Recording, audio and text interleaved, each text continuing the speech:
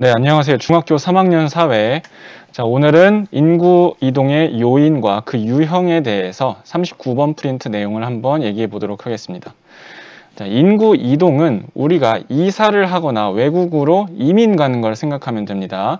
그런 식으로 우리 가족은 또는 개인들은 지역을 떠나서 다른 지역으로 이사나 이주를 하게 되죠. 근데 이제 오늘은 그거를 동네를 기준으로 한 지역에서 다른 지역으로 왜 이 지역에서는 사람들이 떠나고 이 지역에서는 사람들이 이렇게 몰려드는지 그런 식으로 인구 이동의 요인과 유형을 구분해 보도록 하겠습니다. 자, 먼저 첫 번째로 방금 얘기한 것처럼 인구 이동의 요인은 크게 두 가지입니다. 다른 지역의 사람들을 끌어당기는, 빨아들이는 그런 긍정적인 요인이 많은 곳, 흡인 요인이 높은 곳이 있고요. 그 다음에 두 번째로 다른 사람들을 다른 곳으로 내보내는 좀 안 좋은 요인이 많은 것, 그걸 배출 요인이라고 합니다. 인구를 다른 곳으로 밀어내는. 그래서 흡인 요인과 배출 요인을 각각 네 가지씩 한번 정리해 보도록 하겠습니다. 자, 먼저 흡인 요인. 사람들을 끌어당기는 그런 원인이 많은 도시의 특성은 뭐가 있을까? 네 가지. 첫 번째, 임금 수준이 높다. 월급을 그 동네에 있는 회사들은 많이 준다더라. 또는 일자리가 많다. 어디든 사람들이 취업이 잘 된다. 그러면 어쨌든 이게 가장 1순위로 사람들이 몰려들게 됩니다. 먹고 살아야 되니까, 월급 받아야 되니까. 두 번째, 그 부부가 아이를 낳아서 키우는데 가장 중요한 것 중에 하나가 교육이죠. 그래서 교육 수준이 좋은가? 이것도 중요한 기준이 됩니다. 세 번째, 대중교통이 잘 돼 있는가? 백화점 같은 문화시설이 잘 돼 있는가? 이런 거는 우리가 편의시설이라고 부릅니다. 또는 예쁜 카페가 많다더라. 대중교통이 서울에선 지하철이 2, 3분에 한 대씩 오기도 하죠. 그런 거, 되게 편한 거, 버스도 그렇고 어딜 가든 편해. 편의점도 많고 백화점도 많고 마트도 많고 이런 거 사람들이 일상생활하기에 편한 것들이 얼마나 많이 있는가. 그 다음 네 번째로 과거보다 요즘에 이게 더 중요해지기 시작했죠. 쾌적한 환경이 있는가. 그 도시는 공기가 깨끗하다더라. 호수가 있어서 드라이브하기 좋다더라. 이런 것처럼 쾌적한 환경이 사람들을 끌어당기는 중요한 요인이 되고 있습니다. 자, 이렇게 네 가지로 사람들을 끌어당기는, 인구를 끌어당기는 흡인 요인, 우리가 흡입하는 걸 이렇게 빨아들인다는 뜻이잖아요. 흡인 요인 네 가지를 살펴봤고요. 반대로 배출, 내보내는, 사람들을 떠나게 만드는 안 좋은 부정적인 요인이 많은 그런 도시, 어떤 요인들이 있는지 네 가지 살펴보겠습니다. 자, 요거랑 반대되는 거라고 생각하면 되는데, 첫 번째는 월급 수준이 매우 낮거나 일을 해도 월급을 도시나 큰 도시보다 적게 받는 그런 도시, 아니면은 일자리가 없어요. 일을 하고 싶어도 젊은 사람들이 일자리를 구하지 못해서 취업이 안 돼요. 그러면은 일자리를 찾아서 떠나겠죠, 다른 곳으로. 두 번째, 전쟁이 있거나 최근에 우크라이나랑 러시아가 전쟁을 하고 있죠. 또는 국가 안에서의 전쟁, 내전이 일어난 경우에는 사람들이 농사 짓던 사람은 농경지가 불타고 또는 우리 아파트, 건물, 학교 이런 게 다 폭파되고 사람들이 죽음에서 공포를 도망치기 위해서 이제 다른 곳으로 떠나게 되죠. 이런 사람들을 난민이라고 부르죠. 그래서 이런 경우에는 이제 다른 나라로 특히 떠나가는 경우가 많죠. 세 번째는 아까 얘기했던 이런 편의시설들이 잘 안 돼 있는 경우, 버스가 하루에 한 대 다니는 그런 시골 마을도 있죠. 편의점은 아예 없어. 구멍가게에 사람이 있기도 하고 없기도 하고, 대형마트 그런 거 없어요. 뭐냐, 5일장 한 번 열리고, 그런 편의시설이 안 돼 있는 곳에서는 이런 걸 좋아하는 사람들은 이런 게 많은 곳으로 더 이동하겠죠. 그래서 이게 세 번째 배출 요인. 그 다음 네 번째 배출 요인은 환경이 안 좋은 경우, 즉 오염된 경우, 쓰레기를 버려서 하천이 오염되고 공장에서 계속 나쁜 게 나와서 미세먼지가 심해지고 이러면 이동하겠죠. 자, 그러면 사람들은 어디에서 어디로 이동할까? 이런 배출 요인이 높은 곳에서 나는 좀 더 좋은 환경에서 살고 싶어. 편의시설도 많고 그 다음에 뭐 학교도 우리 아이를 위해서 좋고 좀 더 나은 곳으로 갈래. 자, 오른쪽에 있는 배출 요인이 높은 곳에서 왼쪽에 있는 흡인 요인이 높은 곳으로, 이런 식으로 인구 이동이 나타나게 됩니다. 그래서 우리는 지금 인구 이동의 요인, 원인 측면에서 나쁜 곳과 좋은 곳 이렇게 구분해서 정리를 해보고 있고요. 다음 두 번째는 이거를 좀 더 유형별로, 종류별로 구분을 해본 겁니다. 사람들은 왜 이동할까? 네 가지 기준에 따라서 이건 분류를 해본 건데, 먼저 이 표를 간단하게 본 다음에 밑에 괄호 1번의 큰 표에다가 각각의 사례들을 여러 가지로 기준에 따라 구분해 보도록 할게요. 첫 번째, 이동 범위에 따라서 국내 이동이냐 외국으로 나가는 국외 이동이냐. 이동 동기는 내 마음이죠. 왜 이사하고 싶어? 왜 외국으로 가서 살고 싶어? 그거는 내가 원해서 하는 거면은 자발적이라고 얘기하고, 원하지 않았지만 어쩔 수 없이 강제로 끌려가거나 떠밀려서 간다. 끌려가는 경우도 있고 어쩔 수 없이 떠밀려 가는 경우도 있겠죠. 그런 건 강제적. 그 다음에 이동 기간에 따라서 잠깐 갔다 오는 거니 아니면 영원히 가는 거니, 일시적, 영구적. 영구적이라는 건 영원히 간다는 뜻이에요.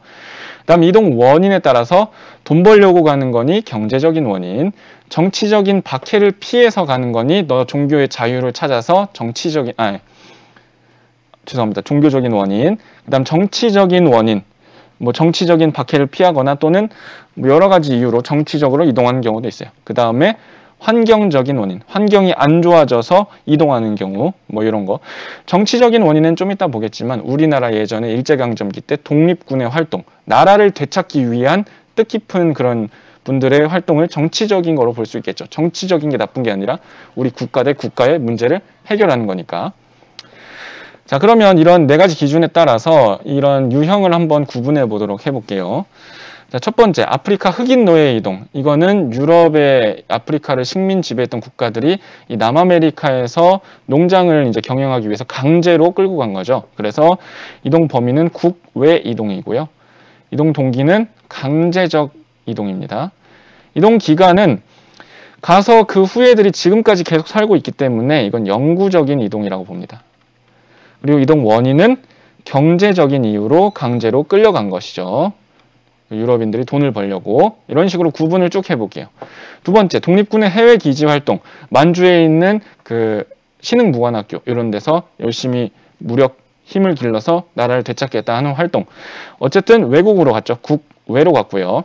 강제로 간 거 아닙니다. 우리 훌륭하신 분들이 자발적으로 나라를 되찾기 위해서 자기 돈 써가면서 재산 털어서 이렇게 열심히 활동하신 거죠.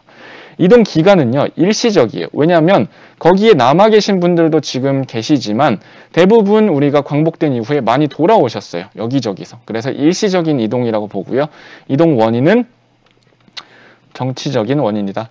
왜냐하면 우리 나라를 되찾기 위한 거니까 그렇게 보시면 되겠습니다. 다음, 내전으로 피난 떠난 시리아의 난민.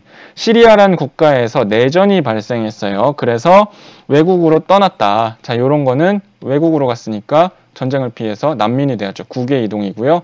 자, 이건 자발적으로 간 게 아니라 그 어쩔 수 없는 요인에 의해서 가고 싶지 않지만 살기 위해서 간 거잖아요. 그래서 반강제적인 이동이라고 볼 수가 있겠습니다. 가다가 죽기도 하는데 죽음을 무릅쓰고 지중해를 건너서 이렇게 유럽으로 많이 갔기 때문에. 그다음 이동 기간은 일시적이라고 볼 수 있겠지만 이것도 내전이 얼마나 길어지냐에 따라 다르기 때문에 이렇게 괄호를 칠게요. 이렇게 괄호 치는 거는 그냥 여러 가지가 복합적으로 작용했다라고 생각하시면 되겠습니다. 그다음 이동 원인은 정치적인 내전에 의한 것이니까 정치적인 거라고 보겠습니다. 그 다음에 투발루라는 국가가 국가 포기 선언을 했다. 여기는 그 태평양의 한가운데 있는 섬나라예요. 되게 조그만 섬나라. 근데 여기 그 해수면이 높아지면서 나라 전체가 물에 다 잠길 위기에 처했어요. 그래서 대통령이 국가 포기 선언을 하고 국민들을 외국으로 받아달라고 이렇게 요청을 했습니다. 자, 이런 경우에 이동은 외국으로 이동을 하는 거죠. 국외 이동이고요. 그 다음에 요거는 강제적인 이동에 속합니다. 지구온난화로 해수면이 높아지지 않았으면 이동하지 않았기 때문에 내가 원해서 간 게 아니면 강제적이죠. 그 다음 이동 기간은 이것은 뭐 거의 영구적으로 이제 해수면이 높아지는 거기 때문에 영구적인 이동이라고 볼 수가 있고요.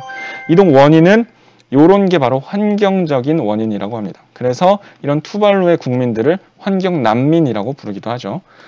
그 다음 다섯 번째는 일자리를 찾아서 외국에 간 노동자. 이런 경우 많죠.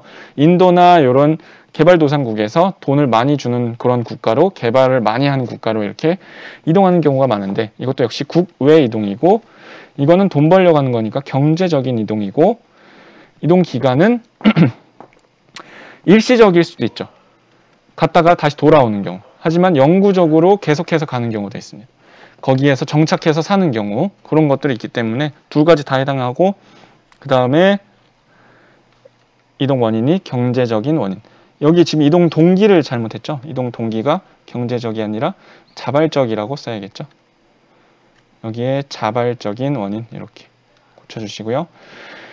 그 다음에 미국으로 간 영국의 청교도 신자들. 자, 요거는 영국에서 종교 박해를 피해서 미국이란 새로운 대륙으로 이런 청교도를 믿는 사람들이 이동을 했어요. 이거는 국외 이동이죠. 외국으로 갔으니까. 그리고 요거는 스스로 간 것도 있지만 강제적으로 약간 종교 박해를 피해서 종교 자유를 찾아서 떠난 것도 있기 때문에 둘 다 해당하고요. 그 다음에 지금 그 후손들이 미국의 국민들이 대부분 됐기 때문에 영구적이라고 보고요. 그리고 이거는 그 종교적인 걸 피해서 간 것도 있지만 새로운 기회를 찾아서 돈을, 경제적인 걸 목적으로 간 것도 있어요. 그래서 경제적이고 종교적인 두 가지를 같이 볼 수가 있겠습니다. 마지막으로 우리나라 안에서 일자리를 찾아서 서울로 간 전라도에 있던 사람, 예전에 그 농촌 지역에서 서울의 공장으로 많이 왔기 때문에, 자, 이거는 국내 이동이죠.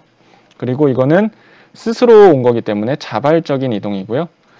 이동 기간은 지금 서울 그 주민들의 상당히 높은 비중이 전라도에서 고향을 가진 사람들이 되게 많아요. 그러면은 영구적이겠죠. 영구적이라고 못하죠.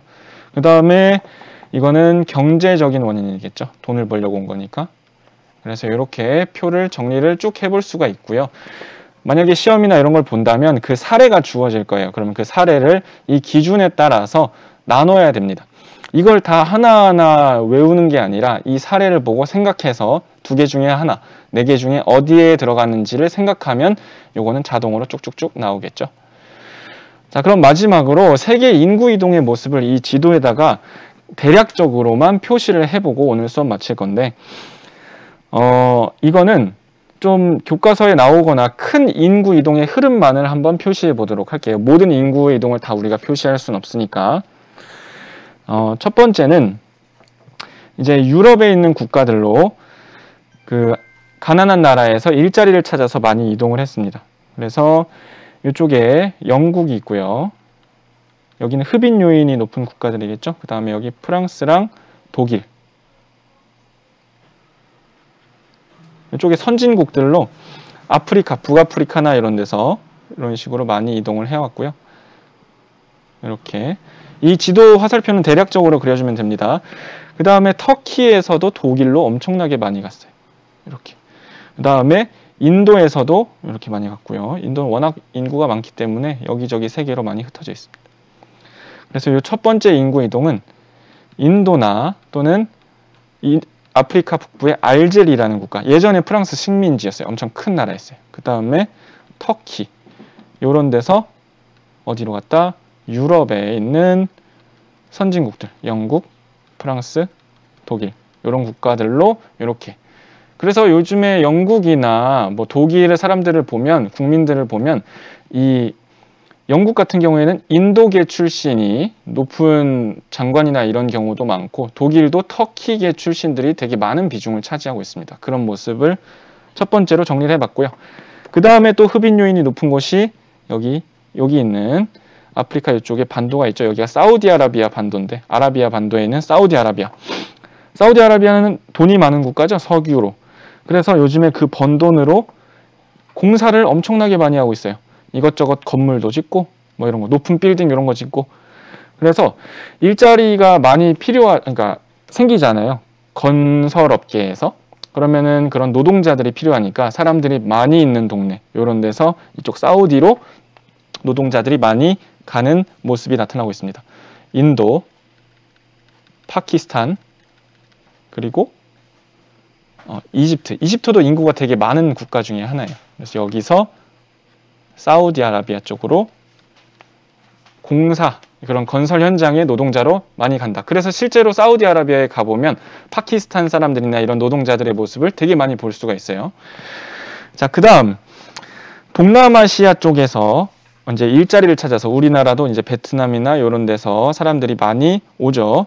그래서 이런 인도네시아, 말레이시아, 동남아시아 쪽에서 한국이나 남한, 그 다음에 일본 쪽으로 높은 임금을 받기 위해서 많이 노동자들이 옵니다. 그래서 동남아시아에서 한국과 일본으로 또 오는 모습이 크게 나타나고요. 그 다음에 이 중국에서 과거에 여러 가지 이유로 그 동남아시아 쪽에 사람들이 많이 이주해 가서 살게 됐어요. 이쪽에. 근데 그 숫자가 엄청 많고 그 중국 사람들이 되게 이 지역에서 잘 정착하면서 경제적인 거를 장악했기 때문에 이쪽에는 중국계, 이런 동남아시아 쪽에는 중국계에서 이민 온 사람들의 경제적인 영향력이 되게 세다고 해요. 그래서 중국에서 어디로? 동남아시아 쪽으로 많이 이동했다. 이렇게 외국으로 간 중국 사람들을 화교라고 부르고요. 동남아시아에는 그래서 화교들이, 이 중국계 출신의 사람들이 경제를 확 잡고 있는 경우가 되게 많습니다. 자, 이렇게. 그리고 여쪽에 아메리카 대륙 쪽에 이렇게 미국이 이렇게 있습니다. 영토가. 자, 미국은 워낙 큰 나라고 돈도 많이 주고 하기 때문에 그 주변에 있는 멕시코나 또는 남아메리카 출신의 사람들이 이쪽으로 많이 이주해 왔습니다. 왜? 임금이 높고 특히 미국은 거기서 아이를 낳으면 그 아이는 미국 사람 시민권을 얻기 때문에 그래서 이런 여러 가지 이유로 나는 가난하지만 거기 가서 아기를 낳아서 우리 아이는 미국 시민으로 키우겠다. 이런 목적으로 이렇게 많이 이주를 하고 있습니다. 경제적인 이주겠죠. 그 다음에 아까 얘기했던 영국에서 넘어오는 모습을 한번 표현해 볼게요. 영국에서 청교도들이 박해를 피해서 대서양을 지나서 또는 경제적인 목적으로 영국에서 캐나다와 그 다음에 미국으로 많이 이주를 왔죠. 그래서 앵글로색슨계의 백인들이 현재 미국의 주류가 됐잖아요. 그런 모습들을 보면 영국에서 캐나다나 미국으로 또 인구 이동의 흐름이 크게 나타난 것을 볼 수가 있고요. 그 다음에 아까 얘기했던 아프리카의 흑인 노예들이 이쪽에서 유럽인들에 의해서 과거 식민 지배 시절에 많이 이동을 했습니다. 그래서 여기서 이쪽으로 가기도 하고 중미 쪽으로 가기도 하고 남미 쪽으로 가기도 하고 많이 흩어졌어요. 그래서 이 사람들이 이동한 게 또 하나의 큰 흐름이다. 아프리카 흑인 노예들이 안타까운 역사죠. 강제적으로 이동했다. 아메리카 전체적으로 아메리카 신대륙으로 퍼져나갔다. 자, 그래서 이런 식으로 인구 이동의 중요한 큰 흐름, 교과서에 나오는 부분을 그림으로 한번 표시를 해봤고요. 나머지는 기준에 따라서 여기 표에 정리된 내용을 보시면 되겠습니다. 자, 인구 이동은 이런 식으로 그 이유, 왜 이동하는지를 확인하시고 공부를 하시면 좋을 것 같습니다. 오늘 수업 여기까지 하겠습니다. 감사합니다.